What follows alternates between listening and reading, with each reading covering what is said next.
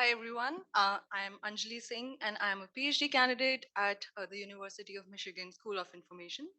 And I'll be presenting the paper titled Learnersourcing in Theory and Practice, Synthesizing the Literature and Charting the Future. And as the name suggests, this is a synthesis paper on the topic of learner sourcing, a topic of growing importance for this community. So this work was done with my advisor Chris Brooks and Shayan Doroudi from UCI. So from this talk, I hope you can learn what learner sourcing is all about if you are new to the concept. If you already work on learner sourcing, then I hope that this talk leaves you with some important questions to think about. So broadly, there are three learning objectives of this talk. First, based on a literature review of learner sourcing, I'll draw some insights to understand what we have learned so far. Secondly, based on these insights, I'll present a theoretical framework to study and design learner sourcing systems. And finally, I'll discuss some important future directions for using learner sourcing to advance learning at scale. So the term learner sourcing was introduced by Juho Kim to refer to a pedagogically supported form of crowdsourcing in which learners contribute learning content for future learners while engaging in a meaningful learning experience themselves. Kim defined two forms of learner sourcing. The first is active, where learners actively engage in creating learning resources. And the second is passive, where insights generated from learners' natural interactions with the learning platform are used to improve the learning for future learners. So our framework is primarily meant for active learner sourcing systems, although many of the insights will be relevant for passive learner sourcing systems as well. Since learner sourcing involves two types of learners, in the rest of my talk, I will use the term contributors to refer to learners who contribute the learning artifacts and the term beneficiaries to refer to the learners who learn from these artifacts.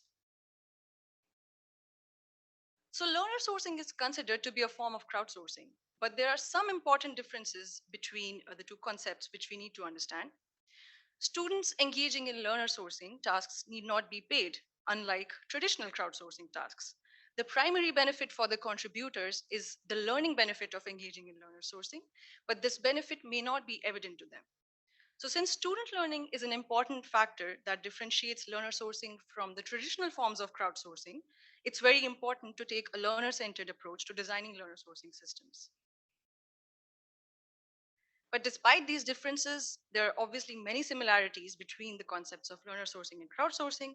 And so we'll use a set of design questions proposed by Geiger et al. For crowdsourcing tasks to help design and understand learner sourcing tasks.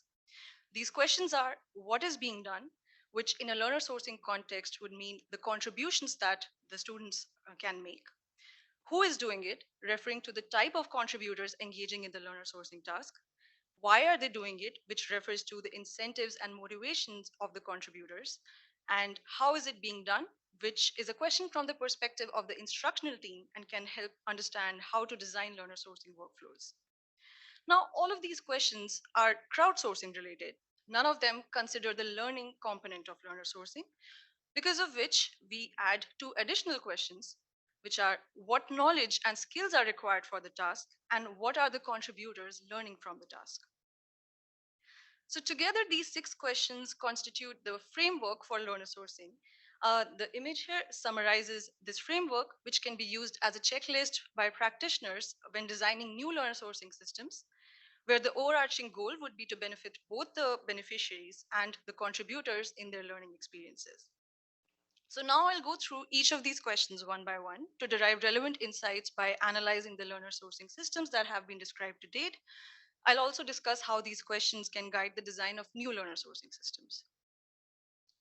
So the first question is: what is being done?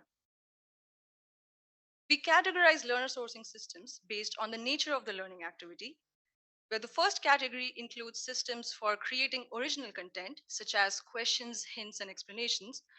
So hints and explanations are typically asked of learners right after they have finished solving a problem, so that the approach for solving it and the challenges that they faced while solving the problem are still fresh in their mind. The second category includes systems where learners provide some sort of perspective. An example of this kind of learner sourcing would be tasks where students engage in some kind of data annotation, such as being asked to provide sub-goal labels for a video tutorial. The next question is: who is doing it? So to answer this, we categorize learner sourcing tasks based on task complexity. Simple learner sourcing tasks like providing hints and annotations require fewer skills or concepts. On the other hand, complex learner sourcing tasks like creating a multiple choice question and then writing an explanation along with it require multiple skills and concepts. So if I'm learner sourcing with novices, I would rather keep tasks that are simple because novices are unlikely to provide good quality contributions on complex tasks unless they are provided a lot of guidance. Similarly, if I have a complex task, I would like to engage more proficient learners in that. Or even a group of learners working together can be better for more complex tasks. Additionally, the scaffolding or structure that's provided in the task can really help simplify it to a large extent. And I'll get to this in more detail in a couple of slides. So the next question in the framework is why are they doing it? Or what incentives or motivations do the contributors have for engaging in the learner sourcing task? So the answer to this question varies based on the nature of the learner sourcing task, whether it's a required learning activity or optional, and whether or not there are any extrinsic benefits like points, social reward, etc., that are associated with it. So in our previous work, we had explored some factors that affected learners' motivation to engage in learner sourcing when given a choice. And we found that perceived effort of engaging in the task, the uniqueness of the task, and the perceived learning benefits were the top factors that affected their motivation. Incentivizing contributors can be very important in the case of optional learner sourcing tasks, which is where leaderboards, gamification, and giving extra credit or points can be helpful. Learner sourcing tasks can also be included as part of regular assessments where contributors get grades or points for their learner sourcing contributions. So the next question is, how is it being done? Now, learner sourcing workflows can be broken down into these three stages, where the first stage is assigning suitable tasks to the contributors. The second stage would involve quality control, and third stage is to provide feedback to the contributors. So when figuring out how to assign tasks to the contributors, one thing is to consider is whether the learner sourcing task is a micro or a macro task. Micro tasks are those where many learners complete small tasks, which may be part of a larger task, where each learner's input would need to be then combined in some way using a workflow. On the other hand, macro tasks involve a single learner or a small group of learners collaboratively completing a big task, such as generating a single complex learning artifact like a tutorial. So if I'm an instructor and I need to decide which approach makes the most sense in a given situation, then these two questions can help. Does having a learner complete a macro task benefit or interrupt the natural learning process of the contributor? And secondly, is a single learner competent enough to complete a macro task? So depending on the answers to these questions, the instructional team can decide whether they want to break down a macro task into simpler micro tasks or keep it as it is. So coming to the next theme, which is quality control and perhaps the most challenging aspects of learner sourcing systems, it's also very important since we don't want to expose learners to bad quality learning resources. So quality control can be done either manually, which is either by experts or instructors, typically using a rubric. However, this is quite limited in scope because it's time consuming. So this is why many learner sourcing systems actually turn to the learners for evaluating the learner sourced contributions, in which case accuracy can be increased by asking multiple learners to evaluate the same learner sourced input. Some learner sourcing systems have also made an attempt to automate the process of quality control, or at least some part of it. A popular approach for quality control is to frame the problem of allocating learner sourced artifacts to beneficiaries as a multi-armed bandit problem. Recently, there has also been an attempt to fully automate the assessment of learner sourced multiple choice questions using a deep learning model trained on a data set of past learners' questions, although such approaches would obviously require a large data set to train on. In addition to assessing the quality of artifacts created by the contributors, we also encourage providing feedback on their contributions whenever possible. So, this feedback would not only be helpful for their learning, but can also lead to the generation of higher quality learning artifacts in their future learner sourcing work. So, the next question is what knowledge and skills are required from the contributors for the task? So this can be broken down into two types of knowledge. The first is knowledge of the underlying domain, such as introductory computer science or math, so on. And the second is task specific knowledge, such as how to create good multiple choice questions or write good explanations. Learners typically require more guidance on the task specific knowledge as they may not know enough about it, and not providing enough guidance on task specific knowledge can even take away their attention from the main learning activity. Prompts, dividing into sub-problems, and providing worked examples are some helpful ways to support contributors with respect to the task-specific knowledge. Last, but definitely not the least, and the most important question from the contributor's point of view is what are they learning from the task? So, unfortunately, there is limited prior work that has systematically studied what contributors are learning from engaging in a learner sourcing task, which is why this is an area that requires a lot more research and experimentation. But having said that, there are several learning theories that can be used to understand how learner sourcing can be helpful for learning. For instance, according to the generation effect, students better recall and remember information that they generated themselves rather than the information that was given to them by others. So, engaging in learner sourcing tasks, particularly complex ones, can also lead to the promotion of higher order thinking skills. So those were all the questions in the proposed framework. Now I'll discuss some important future directions for learner sourcing and some novel ways in which learner sourcing can be used to improve students' learning experiences.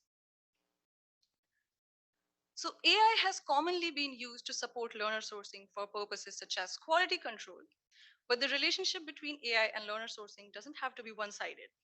With growing adoption of AI in education, even learner sourcing can be used to support AI in education technologies.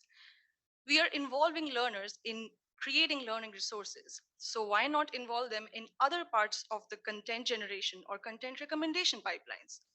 So for instance, Moore et al. Realized that while many educational technologies such as intelligent tutoring systems utilize knowledge component or KC modeling, curating KCs for learning artifacts is a very time consuming process. So they turned to a crowd of workers from Amazon Mechanical Turk for labeling assessment items with their KCs.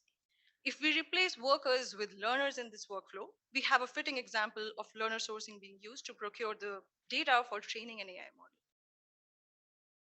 So, an AI model can benefit from learner sourcing as long as a pedagogically meaningful learning activity can be designed that also leads to the generation of data for training the model. But we must ensure that the learner sourcing task is not exploitative from the contributor standpoint. This is why we recommend first identifying a set of useful learning scenarios for the contributors in a given context and select one that can support the eventual goal of the AI model in the most effective manner.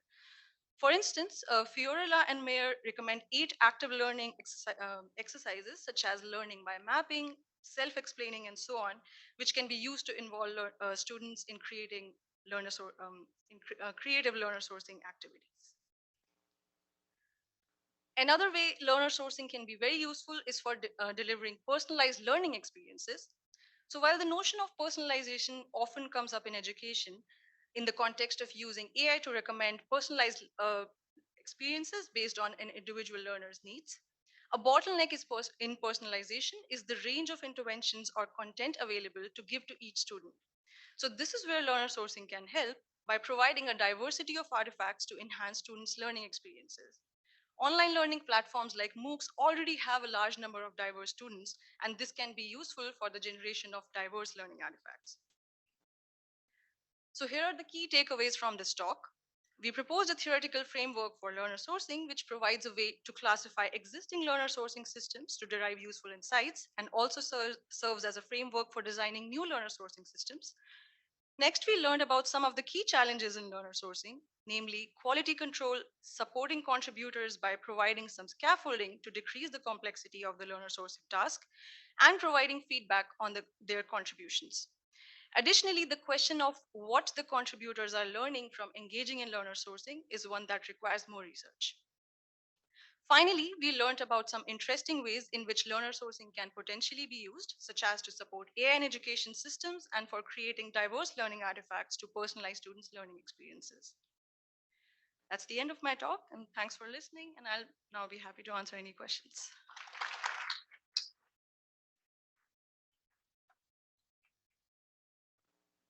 Any questions?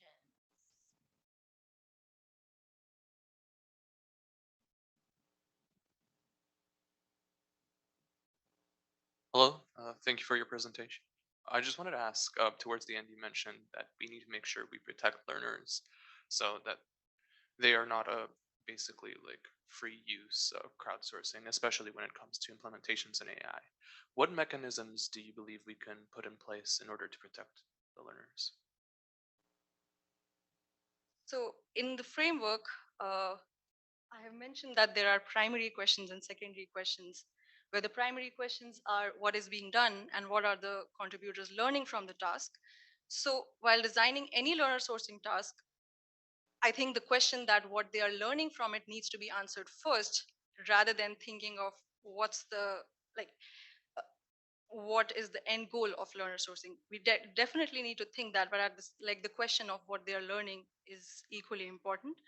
Um, and that's why I recommend this guide of 8 generative learning exercises, which are evidence based and very useful for promoting active learning. So selecting from such learning exercises and then using them for learner sourcing can be a useful way to make sure that learners are not being exploited. Yeah, just as a quick follow-up though, do you not think there's like a potential risk for someone to abuse the system? So for example, for like KC identification, someone could say, oh, perhaps future teachers are being trained to identify like, I don't know, I'm making this up right now, but like what components certain math topics fit under, and that can help them design curriculums later on. But that like doesn't seem like a practical application, right? So Right. Yeah. So I think what I'm not saying exactly we need to like ask the students to label the cases, but that exercise can be redesigned as a learning activity. So, for instance, right now I'm working on the problem of identifying common errors that students make in data science courses. Uh, what we can do is there are students who would solve a problem correctly.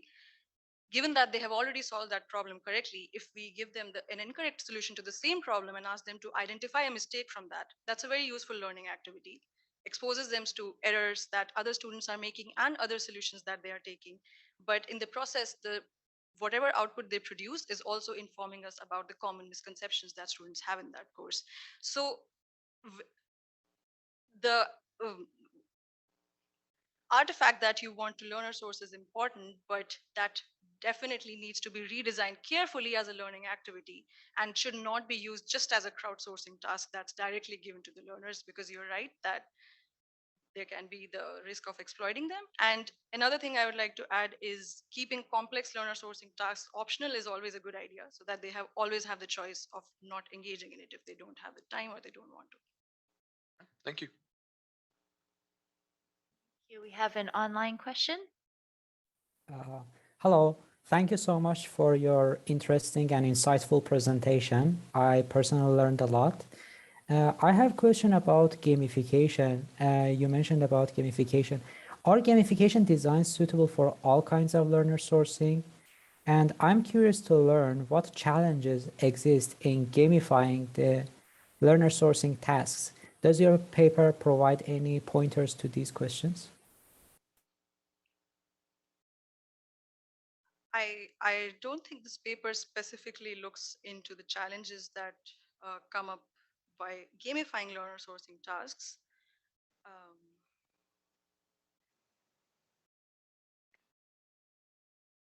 but like, I would assume that like if since I'm saying that the learner sourcing tasks need to be learning exercise and as in not um, just simple crowdsourcing activities, I feel the risks would be similar to the kind of challenges that you discussed in your research. So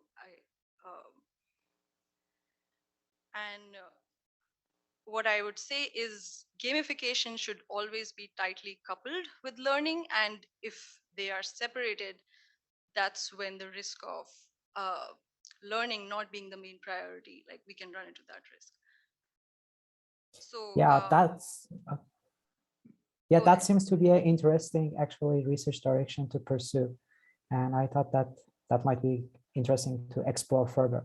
Thank you so much for your interesting presentation. Thank you.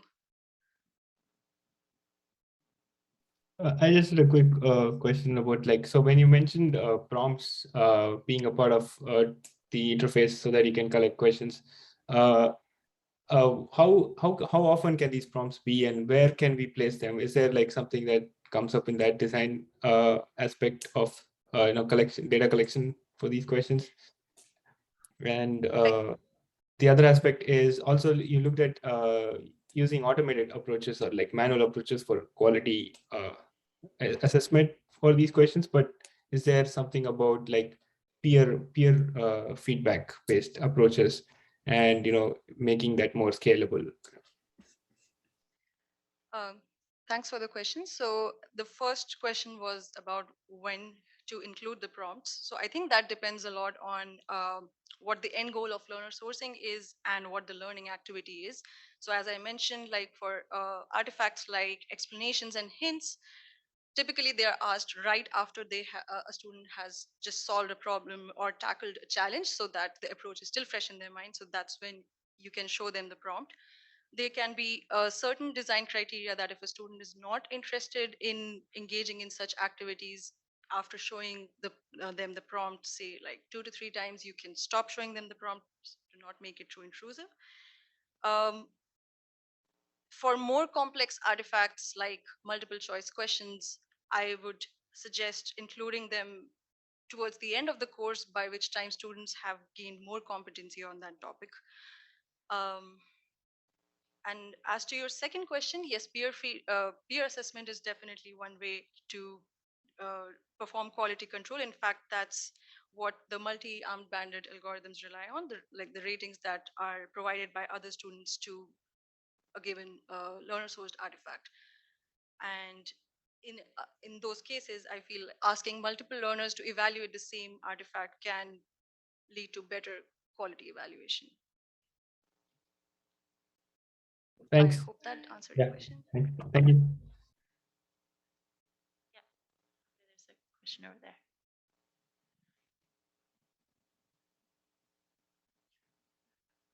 Now that you've read all these papers, I was wondering if you could give us your take on where you think the current state of learner sourcing is right now in terms of research, and where do you think it's going? What do you think people are headed towards, or where is there most opportunity in your eyes?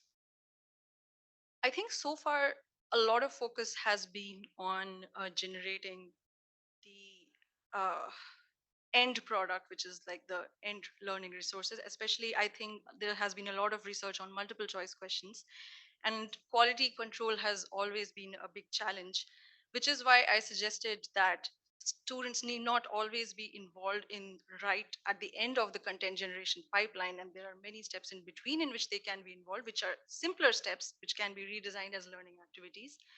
And a lot of research has also been done on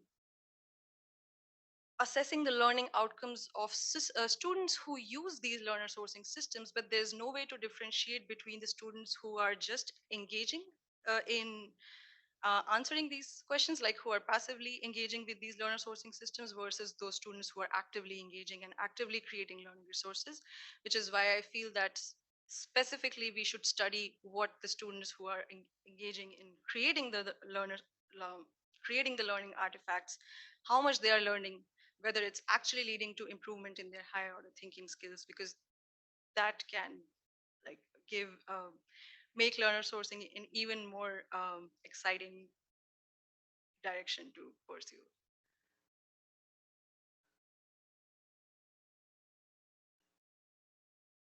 Online?